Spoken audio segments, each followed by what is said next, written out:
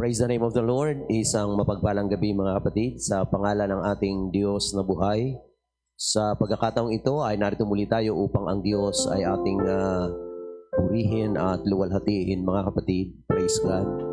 At sa lahat ng mga nakakasama natin ngayon online, tayo po ay muling magpupuri at dadakilain natin ang pangalan ng ating Panginoon at lalapigit sa ating pong pagdako sa salita ng Diyos. Sa mga oras na ito mga kapatid, alam natin ang sitwasyon ng ating panahon na kung saan ay ang church gathering ay nagkaroon ng limitation.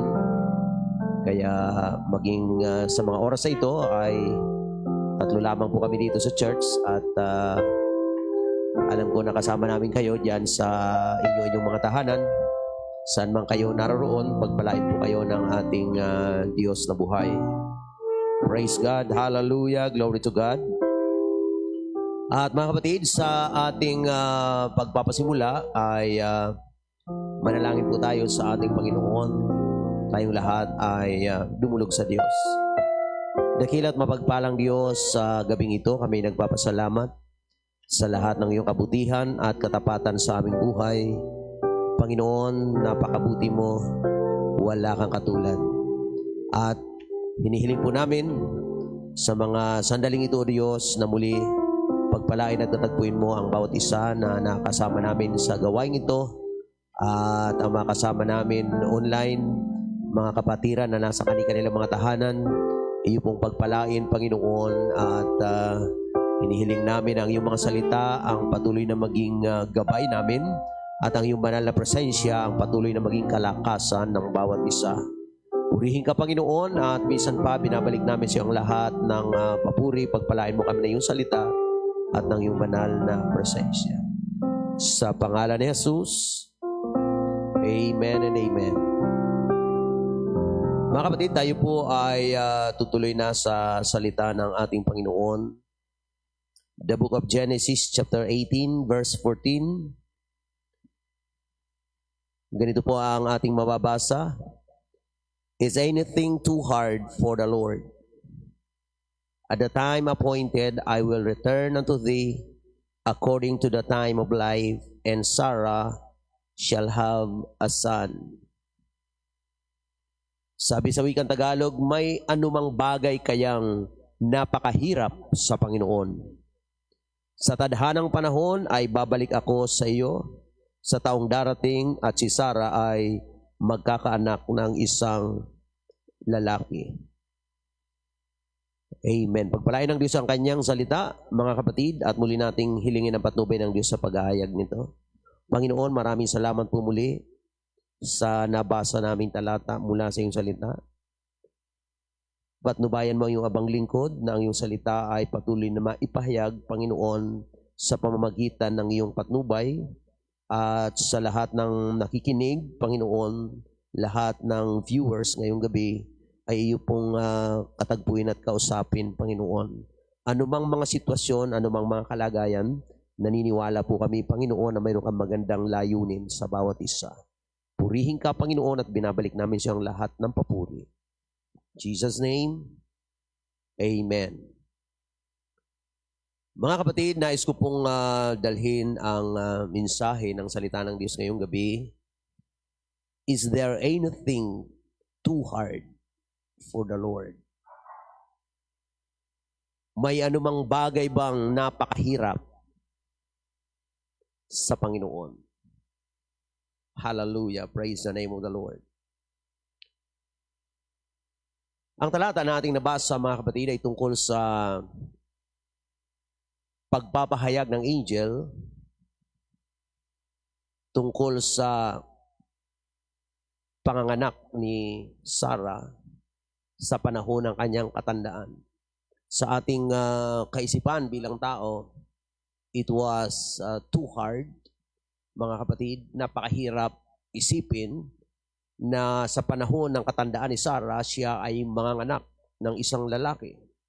Ngunit alam natin, mga kapatid, sa kasaysayan ng Biblia, na ito ay talagang naganap.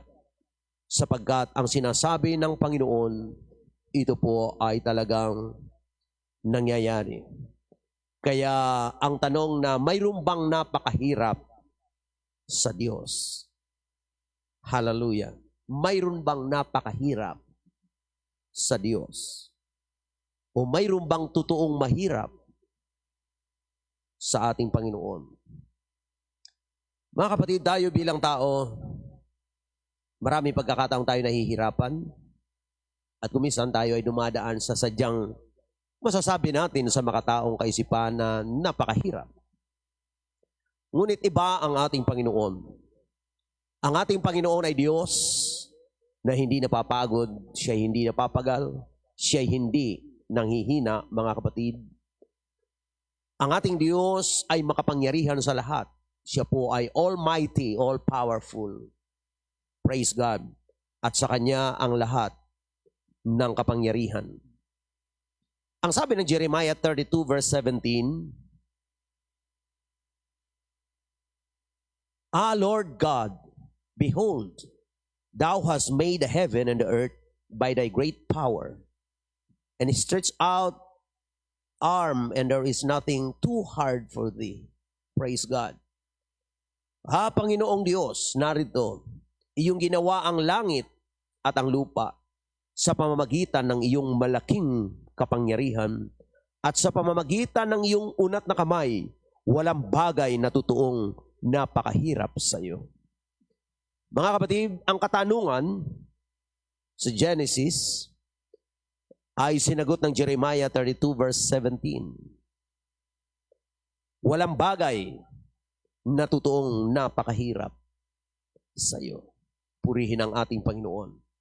At dahil dyan, mga kapatid, tayo naniniwala na sa Diyos ay walang mahirap at walang napakahirap na bagay. At sa gabing ito, mayroon akong mga ilang bagay na dadalhin po sa inyo tungkol sa katotohanan na walang mahirap sa Panginoon. Una, there is no promise too hard for God to fulfill. Wala pong pangako na napakahirap sa Panginoon upang Kanyang tuparin. Hallelujah. Wala siyang pangako na napakahirap sa Kanya para tuparin. Ang sabi po ng Numbers 23 verse 19, God is not a man that He should lie, neither the Son of Man that He should repent. Saith, hath He said, and shall He not do it? Or hath He spoken, and shall He not make it good? So ang Diyos daw, mga kapatid, ay hindi tao na magsisinungaling, ni anak ng tao na magsisisi. Sinabi ba niya at hindi niya gagawin? O sinilita ba niya at hindi niya isasagawa? Praise God. Hallelujah. Malayo ang kaisipan ng tao sa kaisipan ng Diyos. Mataas ang kaparaanan ng Diyos sa kaparaanan ng tao. Ang mga tao ay malimit, pinanghihinaan ng loob at nabibigo, ngunit ang Diyos ay walang kabiguan. Ang Diyos, mga kapatid, ay tumutupad sa Kanyang mga pangako. Hallelujah. Gaano man kahirap isipin ng tao, ang Diyos sa Kanyang mga pangako, ito po ay Kanyang tutuparin. Walang mahirap na pangako ang Diyos, mga kapatid. Walang pangako ang Diyos na napakahirap para tuparin niya. Sa 2 Corinthians 1:20, for all the promises of God in Him are yea, and in Him amen, unto the glory of God by us. Hallelujah. Lahat daw ng mga pangako ng Panginoon ay yes. Lahat ng mga pangako niya ay amen. Hallelujah. Para sa kaluwalhatian ng Diyos. Mga kapatid, ang mga pangako ng ating Panginoon ay tunay, totoo, at ito'y tutuparin ng ating Panginoon. Walang pangako ang Diyos na sa Kanya'y mahirap tuparin. Hallelujah. Kaya nga, tayong mga mananampalataya, nabubuhay tayo sa mga pangako ng Diyos. Ang ating pinangahawakan sa pananampalataya ay ang mga pangako ng ating Panginoon. Hindi pa man nangyayari, naniniwala tayo na totoo ang sinasabi niya. Praise God. At kung ganyan lagi ang ating kaisipan, mga kapatid, na tayo ay laging nagtitiwala sa mga pangako ng ating Panginoon, lahat po ng ating mga pangangailangan ay ipinangako na ng ating Panginoon. Ang ating protection ay ipinangako na ng ating Panginoon.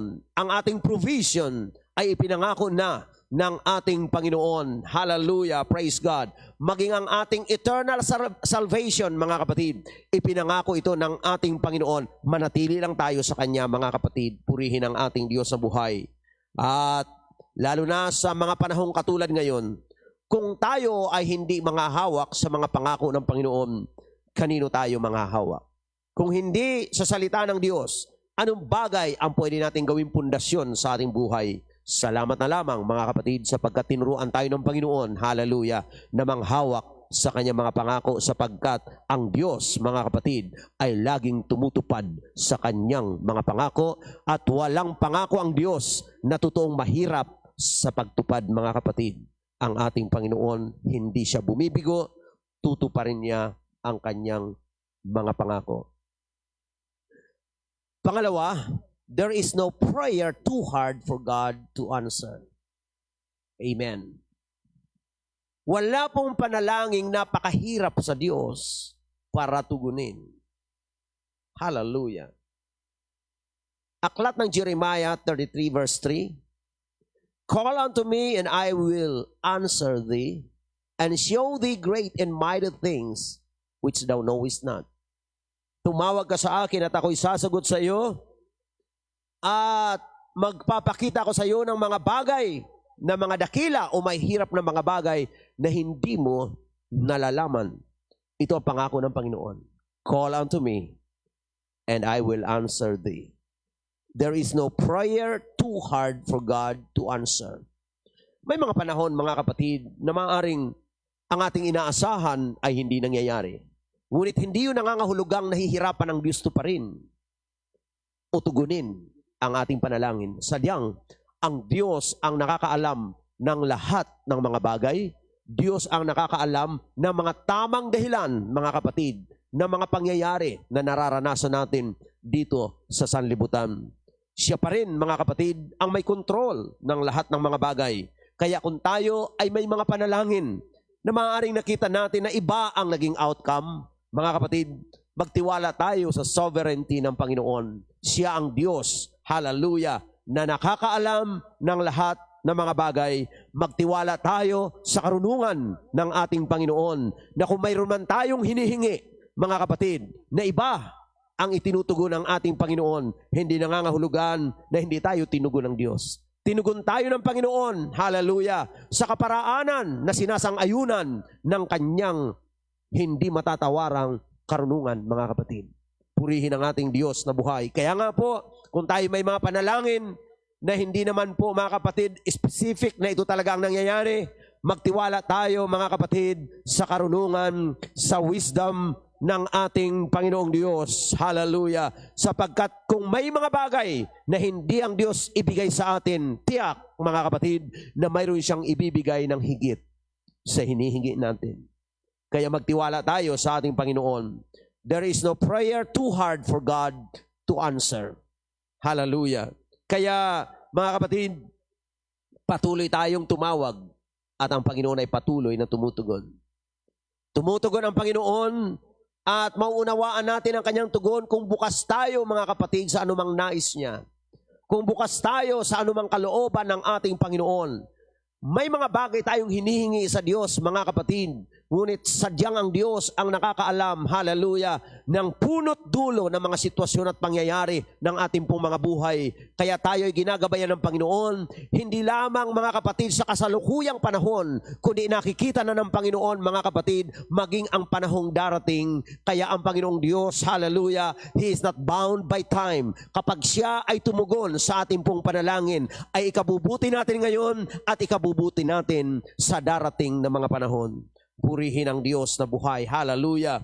At patuloy tayong sasampalataya sa ating Panginoong Diyos, mga kapatid. Hallelujah. At ang ating pananampalataya, kapag tayo nananalangin, mga kapatid, ito ang nagiging dahilan kung bakit tinatanggap natin, praise God, ang katugunan ng Panginoon. Matthew 21 verse 22. And all things whatsoever ye shall ask in prayer, believing ye shall receive. So lahat ng bagay daw, mga kapatid, na ating hinihingi sa panalangin, tayo'y nananampalataya, praise God, at ito ay ating tatanggapin. Hallelujah, purihin ang Diyos na buhay. At dito sa 1 John chapter 5 verse 14,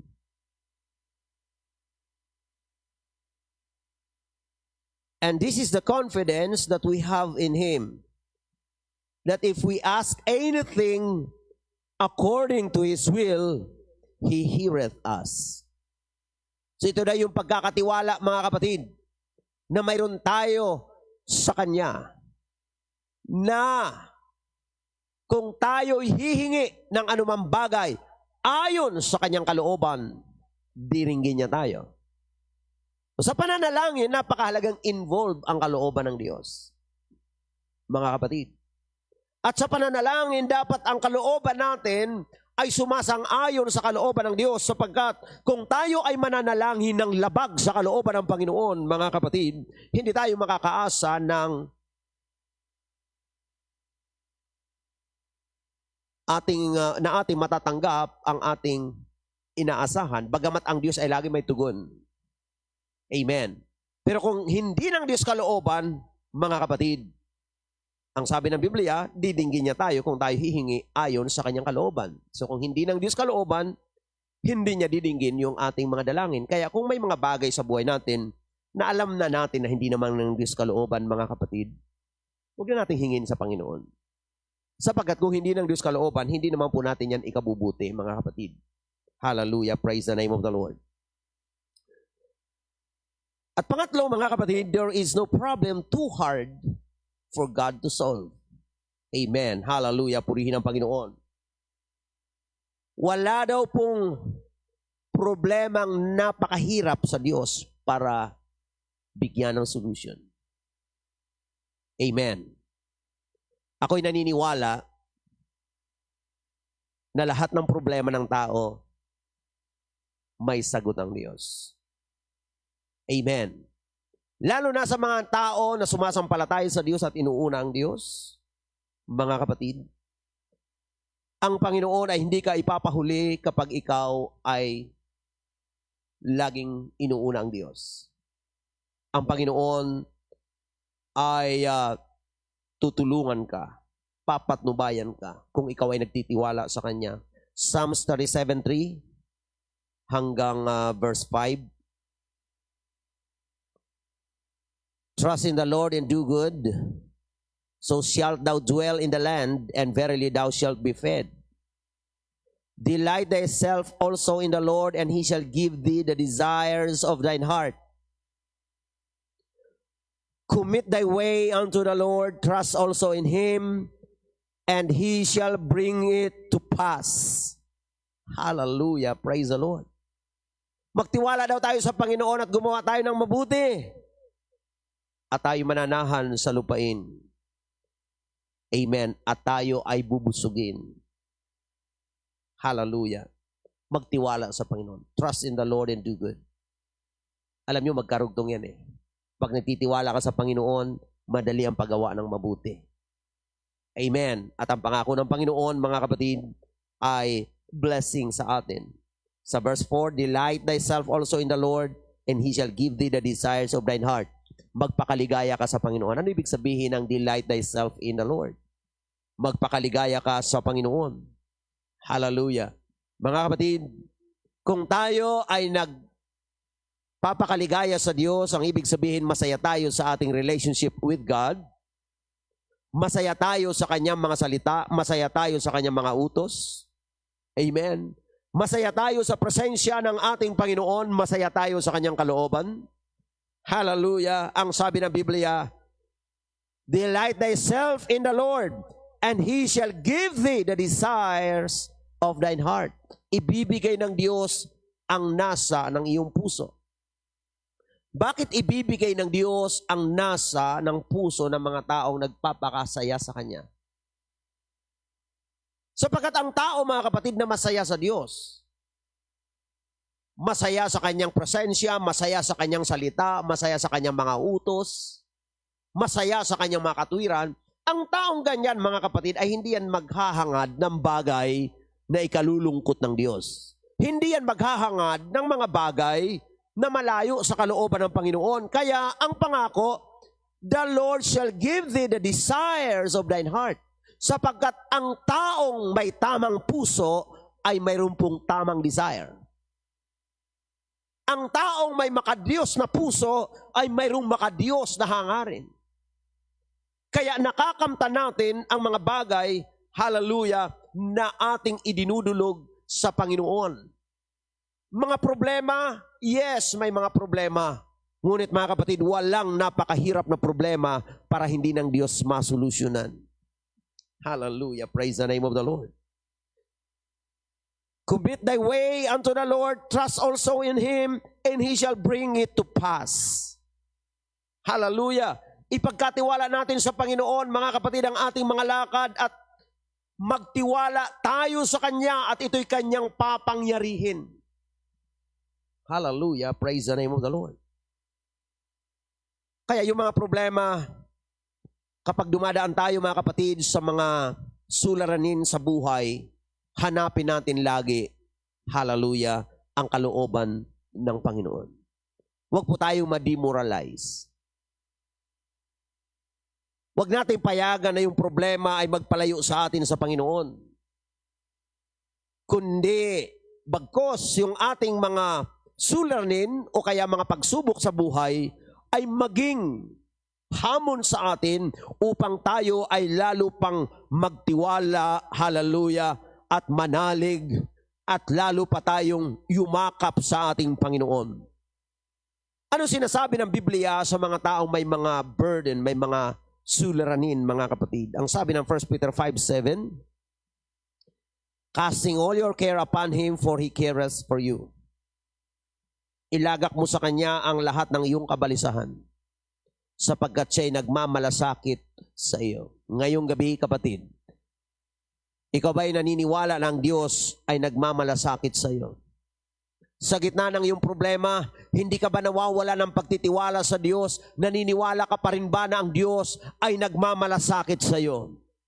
Kung may mga pagsubok na pinahintulutan ng Diyos na maranasan mo o kaya ng iyong pamilya, naniniwala ka pa rin ba na ang Diyos ay nagmamalasakit sa iyo? Kapatid, sa gitna ng iyong problema, sa gitna ng iyong pagsubok, bigkasin mo ang pagpapasalamat sa pagmamahal ng Diyos sa iyo, sapagkat ang Diyos ay nagmamalasakit, ang Diyos ay nagmamahal sa iyo.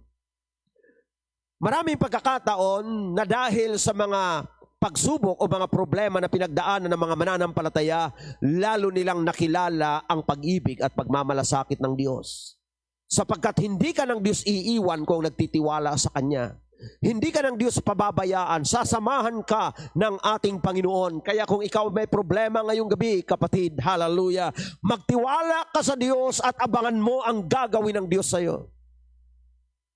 Amen. Magtiwala ka sa Panginoon, hallelujah, at bantayan mo kung ano ang gagawin ng Diyos sa iyo. Kung ikaw ay patuloy na nananalig at nagtitiwala sa Panginoon, tiyak, may gagawin ng Panginoon sa gitna ng iyong problema, sa gitna ng iyong pagsubok. Hallelujah. Maraming pagkakataon sa banal na kasulatan na sa gitna ng mga problema, ang Diyos ay nagpapakita ng Kanyang kapangyarihan. Kaya ngayong gabi, kung ikaw ay nasa gitna ng pagsubok, nasa gitna ng problema, Yan ay pagkakataon upang magtiwala sa Diyos at ang Diyos ay makagawa ng kanyang makapangyarihang gawa sapagkat ang Diyos ay gumagawa ng himala para sa mga taong nagtitiwala. Hallelujah, purihin ang ating Panginoon. Praise the Lord. Kung ang problema mo ay himala na lamang ang solution, kapatid, nais ko ipaalala sa iyo, eksperto ang Diyos sa paggawa ng himala at hindi na ubusan o hindi na babawasan ang kapangyarihan ng ating Panginoon. Let us always believe that God is in control. Amen. Hallelujah. Siya ay Diyos na marunong, makapangyarihan sa lahat. Diyos, mga kapatid, na tumutulong sa atin, malalagpasan natin ang anumang mga suliranin, malalagpasan natin ang anumang mga problema, at makikita natin ang kabutihan at katapatan ng ating Panginoon. Mga kapatid, kung sa gitna ng pagsubok, hindi mo maunawaan ang Panginoon, huwag kang lumayo sa Kanya. Lalo kang lumapit sa Kanya. Sapagkat sa paglayo, lalo mo siyang hindi mauunawaan. Pero kung ikaw ay lalong lalapit sa Diyos, hindi mo man maunawaan ang iyong sitwasyon, ngunit nagtitiwala ka sa Panginoon at inilalapit mo ng lubusan ang iyong sarili, kapatid, hallelujah, ipakikita sa iyo ng Panginoon ang kanyang gawa, ipakikita ng Diyos sa iyo ang kanyang katapatan, ang kanyang pag-ibig. Kaya kung mayroon kang hindi nauunawaan, huwag kang lumayo sa Diyos. Lalo kang lumapit sa Panginoon. Hallelujah. At doon mo makikita, ipakikita sa iyo ng Panginoon ang mga bagay na hindi mo nakikita o hindi mo nauunawaan. Alam nyo, kapag may mga problema ang tao, mga kapatid, parang may mga area na hindi mo agad makita kung ano ang purpose. Hindi mo agad makita, mga kapatid, kung ano ba talaga ang layunin sa bagay na yan. Pero ang dapat nating gawin kapag mayroong sitwasyon, magtiwala tayo na marunong ang Diyos, alam ng Diyos, hallelujah, ang lahat ng mga bagay at huwag tayo lumayo sa ating Panginoon. Hallelujah, praise the name of the Lord. And number 4, mga kapatid, there is no place where God cannot send a revival.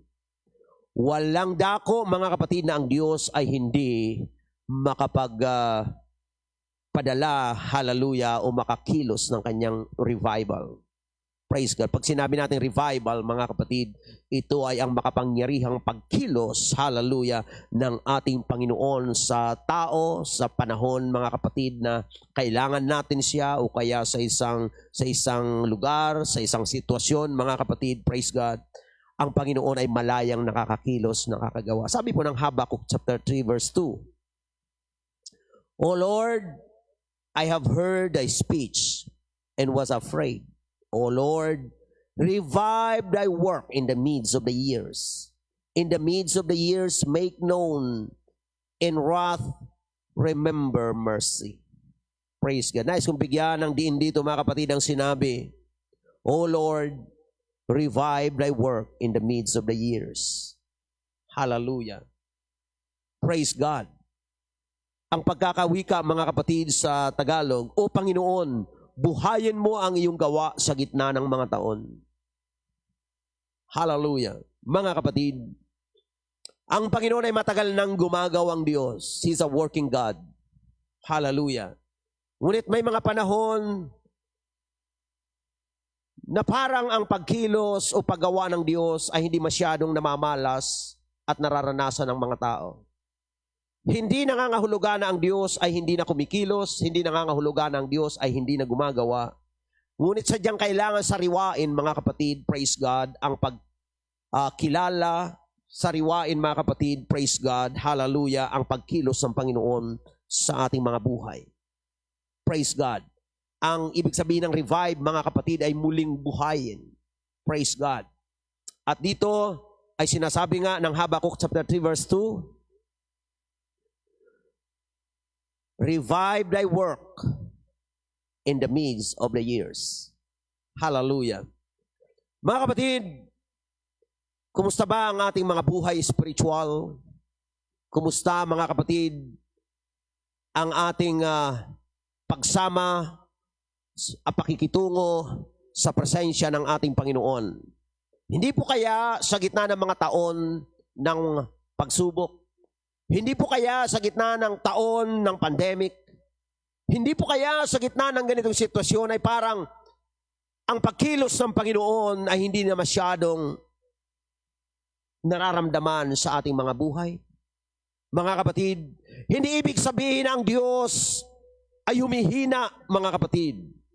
Ngunit kailangan natin, hallelujah, i-refresh ang ating mga sarili. Kailangan nating alalahanin ang kabutihan ng Diyos. Kailangan natin, mga kapatid, alalahanin ang kapangyarihan ng Panginoon. Praise God. At sa gitna ng mga taon ng pagsubok, hallelujah, ang Panginoon saan mang dako ay pwedeng gumawa ng revival.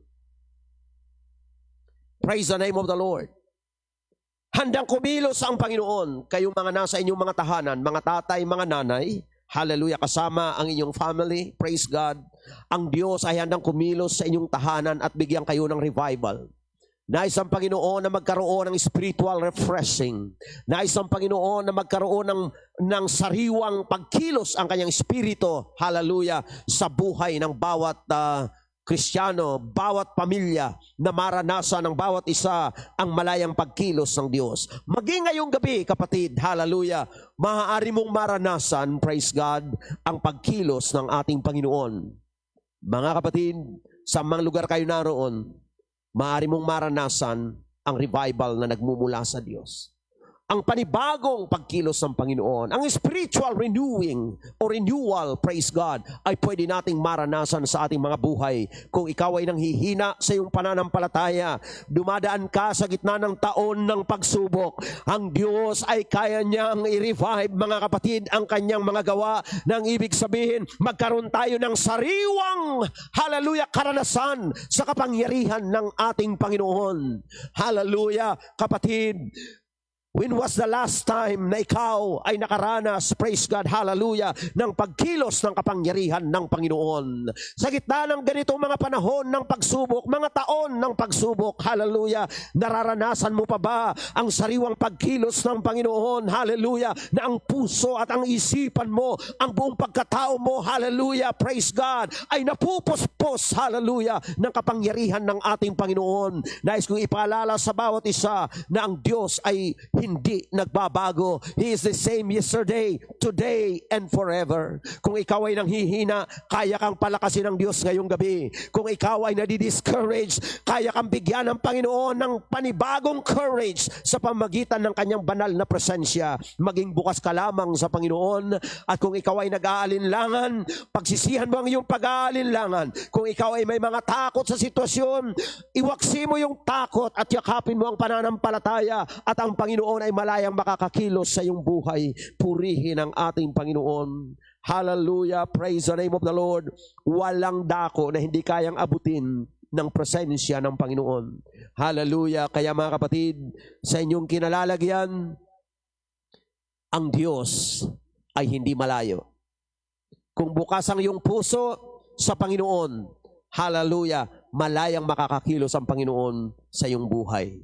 Ito bang nagdaang panahon o nagdaang mga araw, linggo, para bang malakas ang pagkilos ng problema sa buhay mo?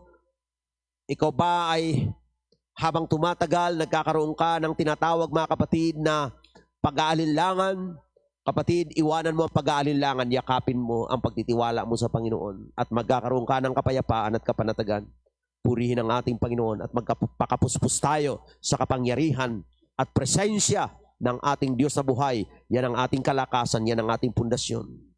Amen. And lastly, mga kapatid, there is no person too hard for God to save. Wala pong taong napakahirap sa Diyos para iligtas. Hallelujah. Ang sabi ng aklat ng Isaiah, chapter 1, verse 18, "Come now and let us reason together, saith the Lord. Though your sins be as scarlet, they shall be as white as snow. Though they be red like crimson, they shall be as wool." Magsiparito kayo ngayon at tayo magkatwiranan, sabi ng Panginoon, bagaman ang inyong kasalanan ay maging tila mapula, ay magiging mapuputi na parang niebe.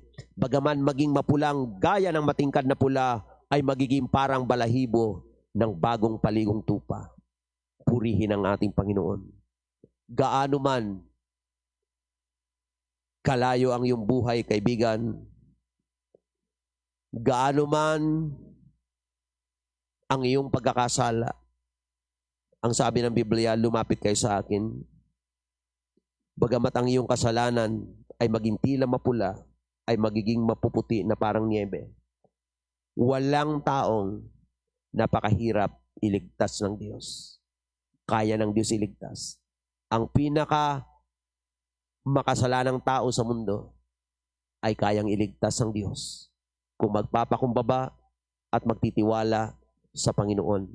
Mga kapatid, hallelujah, may bagay bang mahirap o totoong mahirap sa ating Panginoon?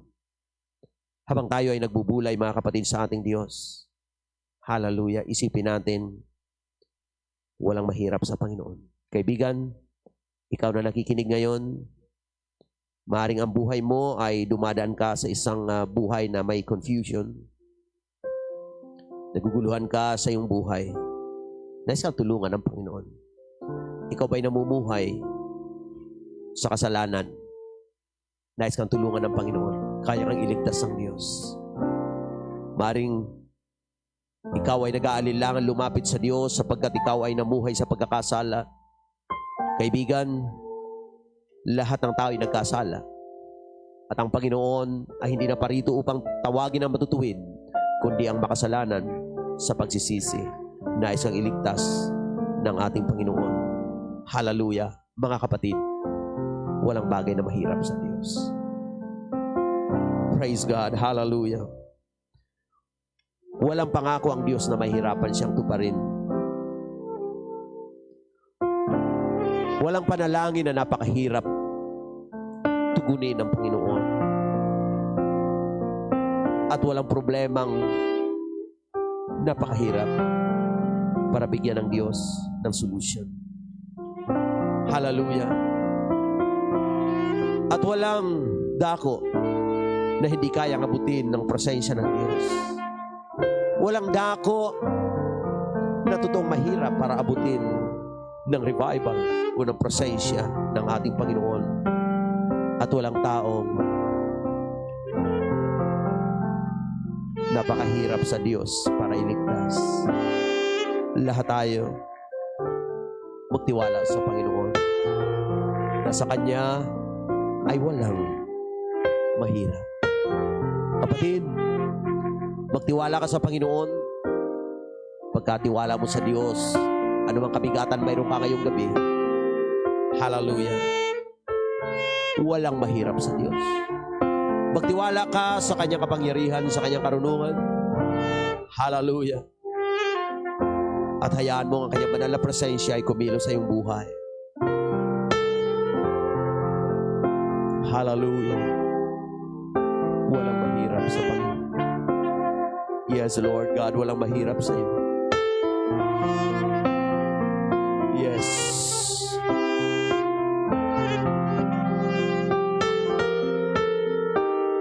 Samantalang tayo dumudulog sa Panginoon, trust in the Lord with all your heart. Nothing is too hard for God. Hallelujah.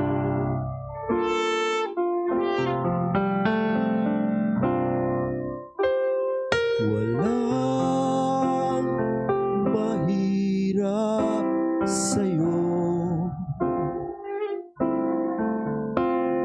Walang mahirap sa'yo. Ikaw ang Panginoon na makapangyarihan. Walang mahirap sa'yo. Hallelujah. Hallelujah. Glory to God. Walang mahirap sa'yo. Walang mahirap sa'yo.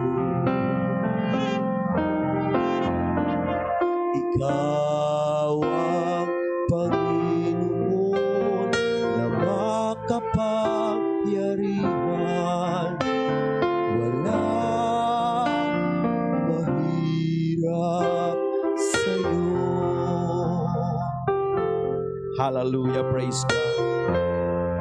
Hallelujah. Tayo po'y manalangin sa Panginoon. Dakila at mapagpalang Diyos, maraming salamat po sa iyong kabutihan at sa iyong katapatan. Salamat po sa katotohanan ng iyong mga salita na sadyang walang mahirap sa iyo. Purihin ka, Panginoon. Pagpalain mo ang bawat isa, lahat ng nakasama namin sa gawain ito, lahat ng kasama namin online. Ikaw po ang patuloy na magpala sa bawat isa, maging sa bawat sambahayan ng aming mga kapatid. Ikaw ang patuloy mong kumilos, dakilang Diyos. Panginoon, naniniwala kami na bagamat kami ay dumadaan sa mahirap na panahon, kami po'y nananampalataya na walang mahirap sa iyo. Kaya nga patuloy po kaming magtitiwala. Patuloy kaming mananalig sa iyong mga pangako, sa iyong mga salita. At sa panahong katulad nito, wala po kami panghahawakan, kundi o Diyos, ang iyong mga pangako, ang iyong mga salita. Iyon po ang gabay ng aming buhay. At salamat, hindi ka malayo sa amin. Ang presensya mo ay laging sumasa amin. Pagpalain mo bawat isa, Panginoon. Hallelujah. At muli, binabalik namin sa iyong lahat ng papuri at pagsamba. In Jesus' name, amen and amen. Mga kapatid, mayroon lang po akong announcement. Dahil sa ipinaiiral, mga kapatid, na protocol ngayon sa ating sa NCR at mga karating na provinces, ang ating pong Sunday gathering ay pansamantala po munang ating pong ika-cancel dahil po sa payo po ng ating pong government. Ngunit tayo ay magpapatuloy sa ating pong mga online services. So ang ating pong online service sa darating po na Sunday ay 8 o'clock. Praise God. At ito ay mapapanood po natin dito po sa ating FB page. So pagpalain po tayo ng ating pong Panginoon. Sa lahat ng mga kapatid ay mayroon po tayong regular na Zoom fellowship. Praise God. At Wednesday po sa lugar po ng Bloomingtreet at Friday sa Dasma F. So patuloy po tayo at maging sa mga departmental activities na mayroon po mga gawain sa Zoom fellowship or Zoom meeting, ang mga tatay, ang mga nanay, mga young people, at ganoon din ang mga bata, mayroon po silang mga Sunday school activities. Praise God, pagpalain tayong lahat ng ating Panginoon, mga kapatid. At minsan pa, maraming salamat. Praise God, at sumatin lahat ang biyaya ng ating Panginoon. Thank you and God bless us all.